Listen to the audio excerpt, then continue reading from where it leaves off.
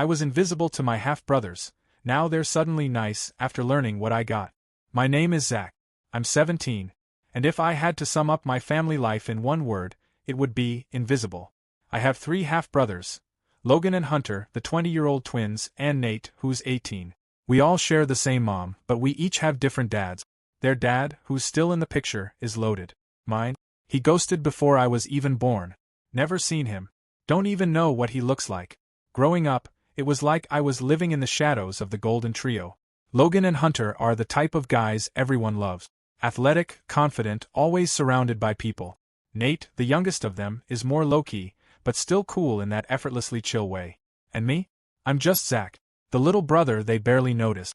Mom tried to make it seem like we were one big happy blended family, but you can't fake closeness. Not when the twins barely look at you, and Nate treats you like you're a classmate he doesn't really remember. They never outright bullied me or anything. It was worse than that. They ignored me. Like I wasn't there.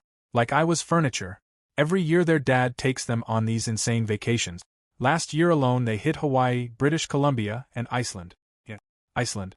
I saw the photos on Instagram. Logan Cliff diving into some glacier lake, Hunter posing on a black sand beach, Nate standing in front of a waterfall like he was in a travel commercial. Mom always acts so thrilled when they come back. She'd bake something, fuss over them, ask about every detail of the trip. Me? I'd be lucky if I got a t-shirt. Usually I didn't even get that. It's not just the trips though. It's everything. They got the latest phones every year. I'm using a cracked Samsung that was already old when I inherited it 2 years ago. They get taken out for steak dinners. I get told to microwave leftovers. When I turned 16, I got a cupcake and a half-hearted happy birthday. When Nate turned 16, their dad rented out a go-kart track and invited half the school. It's wild how people say, family is everything, when your own family treats you like a footnote. I remember this one time, we were at a family barbecue in our backyard. Everyone was there, cousins, uncles, aunt. I was carrying a tray of hot dogs from the kitchen to the patio and tripped over one of Nate's shoes. The hot dogs hit the ground. No big deal, right? 5-second rule, even if you don't follow it. But everyone turned and stared at me like I had committed a felony. Logan laughed and muttered, "Of course it's Zach," and everyone else joined in. Even my mom. I just stood there, burning inside, holding an empty tray. That was when it hit me. I could have disappeared right then and there, and nobody would have cared. It wasn't always like that. When I was really little, like 5 or 6, I used to think the older boys were so cool. I'd follow them around like a little puppy, trying to get them to play video games with me or let me hang out in their rooms. Sometimes they'd tolerate me. But mostly, they just closed the door in my face.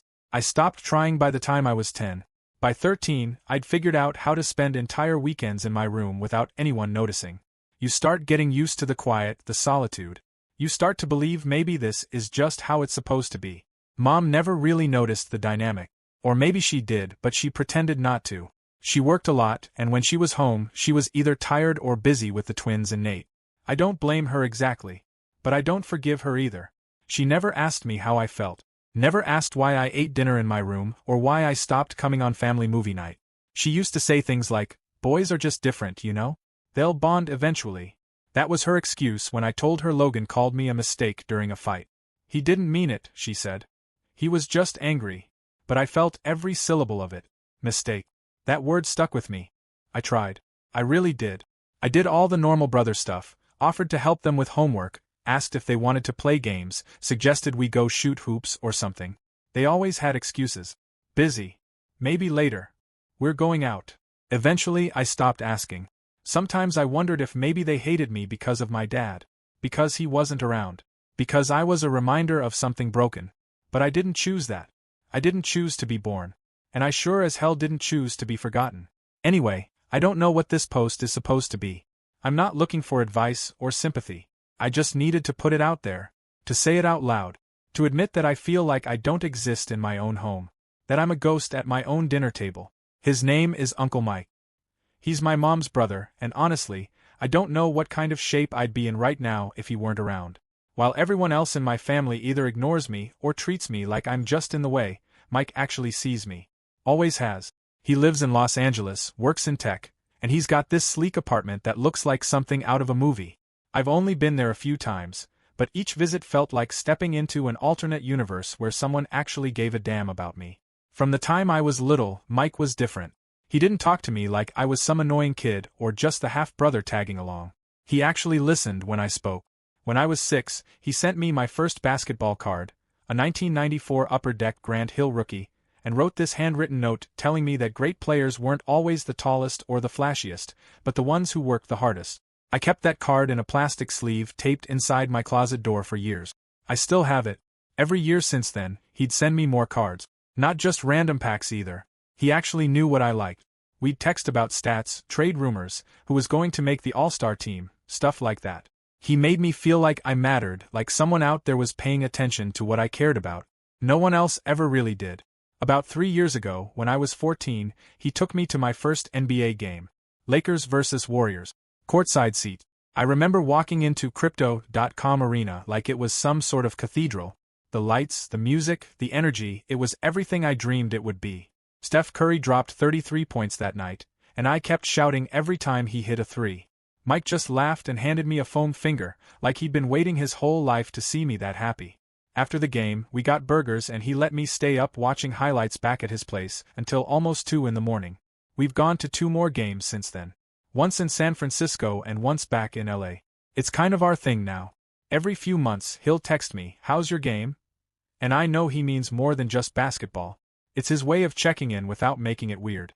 When I told him how Logan and Hunter ignored me, how Nate acted like I was some random kid at school, he didn't try to sugarcoat it or defend them. He just nodded and said, "That's on them, not you." He never talks badly about my mom, which I respect, but I can tell he doesn't agree with the way she treats me either. I think that's part of why he's always been so present. He's tried to fill in the space she left behind. On my last birthday, he mailed me a signed Magic Johnson jersey and wrote, "You're the MVP in my book." I almost cried when I opened it. He's not the loud, in-your-face type of supporter. He just shows up, quietly, consistently. When I was in 7th grade and some kids were making fun of me for wearing the same hoodie 3 days in a row, it was Mike who ordered me 3 new ones and had them shipped to my house. No note, no call. Just a box on my doorstep with clothes in my size and colors he knew I liked. Sometimes I think he knows how bad it really is for me here, even if I've never told him every detail. And maybe that's why he does what he does, so I don't completely lose faith in people. Every time I see those trips my brothers take, Hawaii, Iceland, British Columbia, I remember that even if I never get a passport stamp, I've got something they don't. I've got someone in my corner who actually cares. Someone who's been there, game after game, card after card, year after year. So yeah, maybe I don't have the perfect family. Maybe I'm invisible in my own house. But I've got Uncle Mike. And sometimes, one real person is enough to keep you from giving up entirely. A few months ago, Uncle Mike called me out of the blue, and I could tell from the tone in his voice that something was up. He didn't even let me say hello properly. He just said, "Pack your bag, kid. We're going to New York." I didn't understand at first. Then he told me he got us 2 VIP tickets to the Eastern Conference Finals. Knicks vs. Celtics. Game 7. At Madison Square Garden. I couldn't speak. My mouth literally just hung open for a second. Then he said, "And we're flying first class, staying at the Peninsula. 5 stars. Right off 5th Avenue. This is your first flight, right?" I managed to choke out a yes, and I don't think I've ever been that excited for anything in my entire life. Just the thought of getting on a plane, flying to New York, seeing a real playoff game, sitting courtside with my uncle, it felt like everything I had ever wanted packed into one perfect weekend. He sent me the confirmation email later that night. Round-trip tickets, VIP passes, hotel reservation for 3 nights, and a full itinerary with restaurant reservations, sightseeing, and even a planned stop at a famous sports memorabilia store in Midtown. We were going to leave Friday morning and come back late Sunday. It was all set. For once, something was about me. Something was mine. Then everything changed. 2 days before we were supposed to leave, Uncle Mike called again. I answered on the first ring, already buzzing with excitement, but I knew something was wrong as soon as I heard his voice. He sounded hesitant, which was rare for him. He cleared his throat and said, "Hey Zach, listen, there's been a bit of a change in plans." My stomach dropped. He went on to explain that my mom had called him. Apparently, Logan and Hunter's dad, my brother's dad, had to cancel a trip he was planning with them. Something came up last minute with work, and now they were stuck for the weekend. My mom, in her infinite wisdom, suggested that since Mike was already going on a fun trip, maybe the boys could come along too. And somehow Mike said yes. I didn't say anything at first. I was stunned. Then I asked, "So, are we still going?" He quickly said yes. The trip was still happening. He had upgraded the hotel suite and managed to get 2 more tickets for the game. Not courtside like ours, but still VIP level. He tried to make it sound like everything was still going to be awesome, but I already knew it wouldn't be. The whole point of this trip was that it was supposed to be just me and him. A memory for the two of us. Something that made me feel like I mattered for once. Now it was turning into another family event where I'd just be the afterthought. And sure enough, the moment we got to the airport, it started. Logan and Hunter acted like they were doing Mike a favor by showing up. They rolled in late, wearing designer hoodies and expensive sneakers, both of them glued to their phones. Nate showed up too, even though I didn't know he was coming until we were at the gate. They barely acknowledged me. Logan gave me a nod. Hunter didn't even look up. The flight was my first, and I had been so excited. But when we boarded and I saw the seating arrangement, my heart sank. Mike sat between Logan and Hunter. Nate got the aisle across from them. I was in the second row behind them, alone. While they joked with Mike about random stuff and talked about who had the better three-point shot between Jason Tatum and Jaylen Brown, I just stared out the window. No one asked if I was okay. No one even mentioned it was my first time flying. At the hotel, it was more of the same. We had a massive suite, 2 bedrooms, a living room, and a killer view of the city. But when Mike handed out the room keys, I ended up with the rollaway bed in the corner of the main room. The twins took the second bedroom. Nate crashed on the couch. I didn't complain. What was the point? At dinner, I barely spoke. Mike tried to include me, asking about school, but the others dominated the conversation, bragging about their classes, girls, and the trips they were planning for the summer. Logan made some joke about me probably staying home to watch the finals on TV like usual. Mike gave him a look, but he didn't say anything. The game was incredible. The Garden was electric, and the Knicks pulled off a huge win in the final minute. But I could barely enjoy it. Logan and Hunter sat in the seats Mike originally bought for me and him. I got moved 2 rows back with Nate. The guys were taking selfies, posting on Instagram, laughing the whole time. I sat there quietly, watching, cheering when I could, but mostly just feeling like I didn't belong. Later that night, Mike asked if I was okay. I nodded. I told him the trip was amazing. But the truth is, I've never felt more alone than I did in that sold-out arena with 20,000 people around me. It was supposed to be a moment that made me feel seen. Instead, it just reminded me how easy it is for people to forget I exist, even the ones who care. After Uncle Mike told me my brothers would be joining the trip, I honestly expected the worst. I figured I'd be invisible like always, tagging along while they soaked up the attention. But what actually happened caught me completely off guard. The night before the trip, I was in my room stuffing clothes into my backpack, trying to keep myself from crying, because the whole thing felt ruined. Then there was a knock on my door. When I opened it, Nate was standing there. He didn't say anything at first, just walked in like it was no big deal. Then he looked around at my mess of shirts and socks and said, "You're packing all wrong." I kind of just stared at him, unsure if he was messing with me or not, but then he sat on my bed and started helping. He folded my clothes, gave me tips on rolling them to save space, told me what I should and shouldn't bring. It felt strange, like we were actually brothers for once. Real brothers. Not just 2 people who lived under the same roof. The next morning, I was quiet in the car on the way to the airport, nerves bouncing around in my stomach like a pinball. I'd never flown before, and I was trying to act like it wasn't a big deal, but I was sweating through my shirt. At the terminal, Logan noticed me fidgeting and said, "You okay?" I shrugged, not really trusting my voice. That's when he pulled me aside, away from the others. He told me he used to be terrified of flying. Said on his first flight, he thought the turbulence meant the plane was falling apart. Then he showed me this trick. How to focus on your breathing, count backwards from 10, and look at the flight attendants to see if they were calm. "If they're not panicking," he said, "you're fine." I was kind of stunned. Logan, the same guy who once laughed when I tripped in front of our entire family, was being helpful. On the flight, Hunter surprised me even more. I was sitting by the window, headphones on, trying to follow Logan's breathing tip when Hunter leaned over from the seat across the aisle and nudged me. I pulled my headphones off and he said, "Hey, you doing okay, little brother?" My brain short-circuited for a second. He'd never called me that before. Not once in 17 years. I nodded, not sure what to say, and he handed me a pack of gum. "It helps with the pressure," he said. Then he smiled and went back to his phone like it was the most normal thing in the world. But for me it felt huge. Once we landed in New York, something just shifted. We weren't 4 disconnected guys anymore. We were laughing, joking, walking through the city like a real group, like a family. We grabbed slices of pizza from a food cart near Times Square, made fun of each other for getting sauce on our shirts, and spent a ridiculous amount of time in a sneaker store arguing about which Jordans were the best. At the game, we didn't sit separately. Mike pulled some strings and got all of us upgraded to the same section. Nate bought us matching foam fingers. Logan took a selfie of the four of us grinning like idiots, arms around each other, and posted it with the caption, "Family Squad in the Garden." That post got over 1,000 likes, and for the first time in forever, I didn't feel like I was on the outside looking in.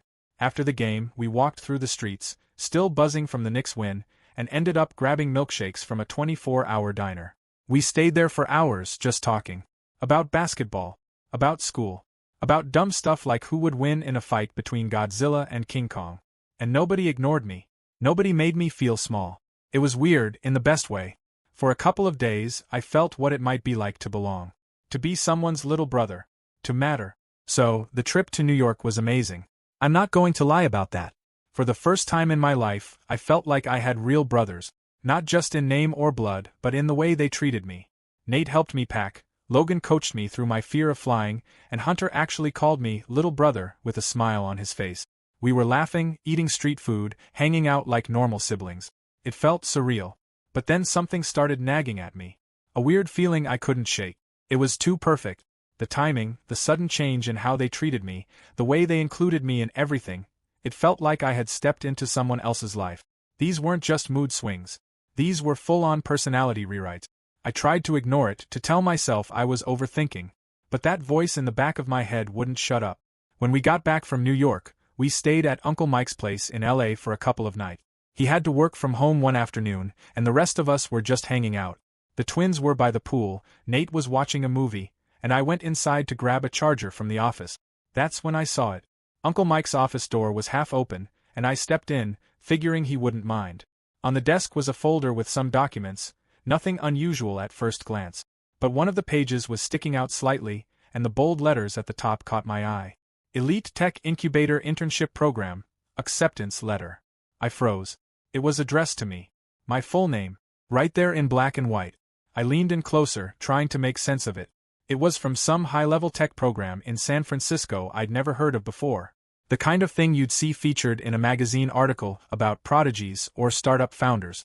It offered a $7,500 monthly stipend, direct mentorship from top tech executives, and guaranteed job placement at major companies after the program ended. I kept reading, my hands shaking a little. It said I'd been nominated by a mentor and accepted based on exceptional potential and character. It sounded like something out of a movie. I had never applied for anything like this, never even heard of it. That's when the pieces started falling into place. The sudden kindness, the trip, the attention, the way my brothers were suddenly treating me like I mattered. Because now it wasn't just about me being the quiet kid in the corner. Now I was holding a golden ticket. And someone knew it. I didn't say anything to Uncle Mike. I just backed out of the office, closed the door quietly, and sat on the couch for a long time, trying to process what I had just seen.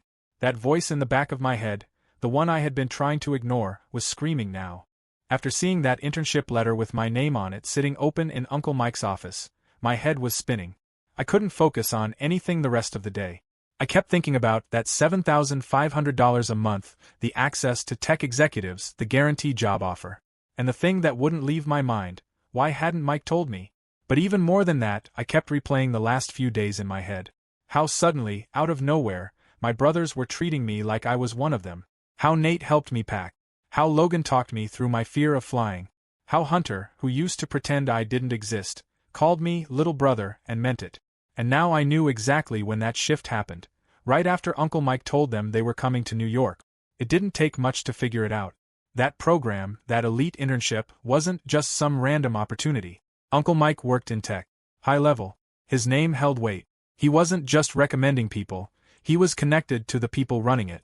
At dinner that night, I sat across from Logan, watching the way he laughed at Mike's jokes, the way he casually brought up his interest in coding even though I knew for a fact he'd never written a line of code in his life. Nate started asking Mike questions about career paths in Silicon Valley, like he was suddenly full of ambition. Hunter talked about leadership roles at school, clubs he'd thought about starting, dropping all the right buzzwords like it was rehearsed. That's when it clicked. They knew. All three of them. They had found out that Mike had influence over the internship program. Maybe they saw an email. Maybe Mom told them. However it happened, they realized he could open doors they couldn't reach on their own. And just like that, the switch flipped. This wasn't about family. It wasn't about me. It wasn't about bonding or making up for years of silence. It was about sucking up to the one person who could change their future. And that person just happened to be my uncle. That trip to New York wasn't a family moment. It was a performance. Everything, every little brother, every joke, every moment they included me, it was all part of the act. Because now I wasn't just their ignored half-sibling. I was the one close to the gatekeeper. The one already holding the golden ticket. And if pretending to care about me was the price to pay, they were happy to play the part. I didn't say anything. I didn't call them out. I just sat there, smiling politely while they faked their way through dinner. But inside I felt cold. Not angry. Not even sad. Just hollow. Because for a brief moment I actually believed they cared. And now I knew the truth. After I saw that letter in Uncle Mike's office, the one offering me an elite tech internship with a $7,500 a month stipend and guaranteed job placement, something inside me shifted. It was no longer just about the letter. It was about the timing. The way my brothers suddenly became supportive, affectionate, even protective. It didn't add up. But now I had the missing piece. They weren't being kind because they cared. They were being kind because they knew Uncle Mike held the key to something they wanted. I didn't tell Mike right away. I waited until we were alone after everyone had gone to bed. We were in the kitchen, and I just asked, "Did you tell Logan or Hunter or Nate anything about the internship?" He paused for a moment and said, "No. But your mom might have." That's when I told him everything. What I saw in the office. How they'd changed overnight. How it didn't feel real. He listened without interrupting, then nodded slowly. "Let's test it," he said. The next day we had tickets to a Lakers game. Not just regular seats, box level. It was one of those things Mike liked to do when he wanted to combine fun with business. He invited the whole crew. Logan, Hunter, Nate, and even their dad, Steve. The same guy who never once looked in my direction when he was around. Apparently he had flown in for the weekend. We got there early. Everyone was in a good mood. Mike kept it casual at first. He talked about the season, some of the trades, the playoff picture. We were halfway through the second quarter when he leaned back and said, just loud enough for everyone to hear, "You know, I've been working with this startup accelerator in San Francisco. They've got this insane internship program, hands-on projects, direct access to founders, the whole deal." That was the spark. Logan leaned in instantly. "Oh yeah? That's awesome. I've actually been learning Python." I almost choked on my drink. The guy barely knows how to reset the Wi-Fi router. Hunter nodded, right on cue. "I've been really into app design lately. Trying to build something for student scheduling." Nate kept it simple. "I've been exploring cybersecurity. Super fascinating stuff." They were all talking over each other, trying to outdo one another with buzzwords. Algorithms, AI, blockchain. Mike just listened, sipping his drink, nodding like he believed every word. Then he said, "That's great to hear. The program is competitive. Very selective. They're looking for more than just skills though. Character is just as important. Integrity, loyalty, how you treat the people around you, especially the ones closest to you." His eyes flicked to me for a second, just enough for me to catch the signal. Then he set his drink down, looked around the room, and said, "So I'd like to ask Zach something. Since he's known you all your lives." Everyone went quiet. Logan froze mid-sentence. Nate shifted in his seat. Hunter's smile faltered just a bit. Steve sat back in his chair like he was watching a job interview. "Zach," Mike said, voice calm but deliberate, "would you say your brothers have always treated you well? Have they always looked out for you? Been kind? Fair?" It felt like the air got sucked out of the box. All eyes turned to me. My brothers looked tense, but still wearing those polite masks. Steve just waited, his expression unreadable. I looked at each of them, one by one. Logan, who once told everyone at a family party I was a mistake. Hunter, who wouldn't let me sit next to him at dinner for years. Nate, who used to pretend he didn't hear me when I spoke. I thought about all the birthdays they ignored. All the vacations they went on without me. All the times I was invisible in my own house. And then I looked at Uncle Mike. The only one who ever made me feel like I mattered. "No," I said. "They haven't." That was it. No drama. No yelling. Just the truth. Logan opened his mouth like he was going to say something, but nothing came out. Hunter stared at the floor. Nate didn't move. Steve let out a breath and said, "Well, that's enlightening." Uncle Mike just nodded slowly and turned back to the game like it was any other night. So when Uncle Mike asked me, in front of everyone, If my brothers had always treated me well, I told him the truth. I said no, and the room went dead quiet. For a few seconds it was like no one even breathed. But then I softened my voice, because even though I had every reason to be bitter, I wasn't trying to cause a scene. I looked down at my hands and said, they never really included me in stuff growing up. I wasn't invited on their trip. When their dad took them to places like Hawaii and Iceland, I stayed home. But it's okay. I felt my throat tighten a little when I said it. Not because it was okay, but because I'd been telling myself it was for so long that I didn't know how else to explain it. I wasn't looking for pity. I wasn't trying to destroy anyone. I just wanted to be real for once. Uncle Mike didn't say anything right away. He just looked at me, and I saw something shift in his face, like he was holding back disappointment, or maybe confirming something he already suspected. Then he turned back to the others and let out a slow breath. I figured as much, he said. And the funny thing is, I gave you all a chance. I gave you space to show who you really were. He reached into his bag and pulled out a small notebook, one I'd seen before but never thought much about. He set it on the table in front of him.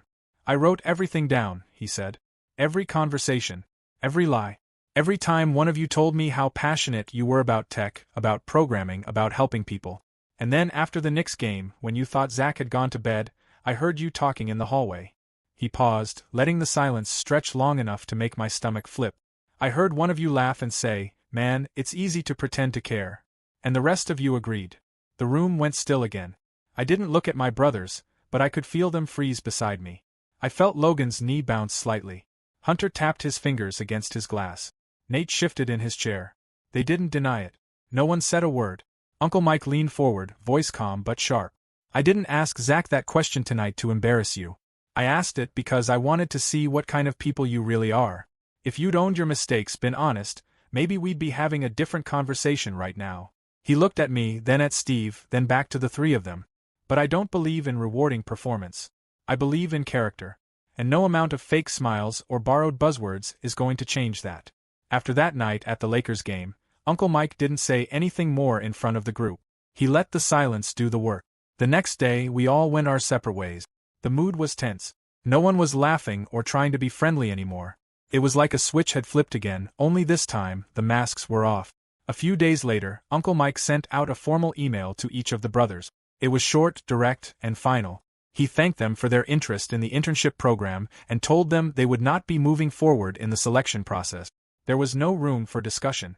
He didn't owe them anything more. What they didn't know was that Mike had already spoken to the companies affiliated with the program. These weren't just some random startups. These were serious tech firms, incubators, recruiters, people who trusted his judgment and input. Mike made it clear that Logan, Hunter, and Nate were not suitable candidates. He didn't smear them or exaggerate. He just told the truth. That they had lied, manipulated, and pretended to care about their brother for personal gain. And just like that, they were done. Their names were quietly taken off all future consideration lists. Any chance they had to build a shortcut into the tech world disappeared. Opportunities that could have shaped their careers were gone, and there was no coming back from it. They didn't call me. They didn't apologize. I think they knew it wouldn't matter. The fallout didn't stop there. My mom finally found out everything. How her ex had manipulated the situation, how he pushed for the boys to be included on the trip, how he ignored what was happening right in front of him.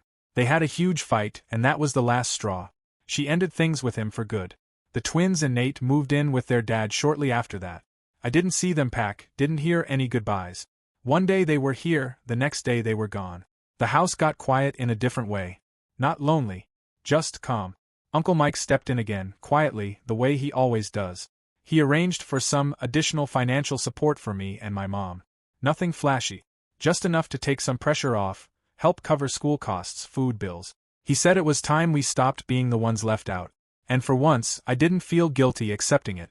Now it's just me and my mom in the house. And we're figuring it out. There's still tension sometimes, but she's different now.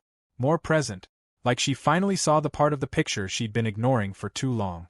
A few weeks after everything settled down, after my brothers had moved out and the house finally felt like mine again, I started spending more time at the local park.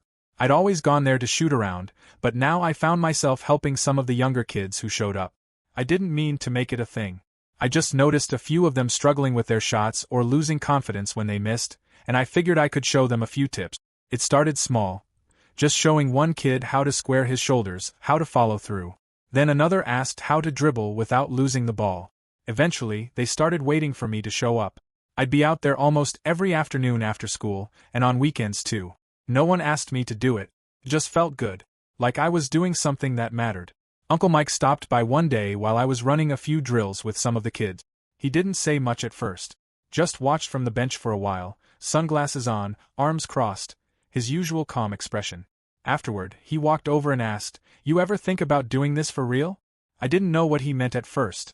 I thought he meant coaching, maybe volunteering. But a few days later, he sat me down and said, "You've got something, Zach. Not just in your game, but in how you handle people." I made a few calls. That's how I found out he'd gotten me a spot at a national basketball camp. Not just any camp, the kind that gets you noticed. The kind with real college scouts, real opportunities. Full scholarship for the week. All expenses covered. He said it was time I got a shot at something real, something for me. I couldn't believe it. I was still wrapping my head around the fact that someone saw potential in me, not just because of my grades or my tech interests, but because of who I was, because of how I showed up for others. I had never been invited to anything like this before. Not with my brothers. Not through school. But now I had a place. My own place. And now that I've had time to process it all, the lies, the manipulation, the fake kindness, I'm not angry anymore. I'm just done. Done letting people use me. Done letting their approval define my value. My brothers turned out to be fake. That much is clear. But I'm not bitter. I'm not broken. I may have destroyed bridges, but I have built myself up.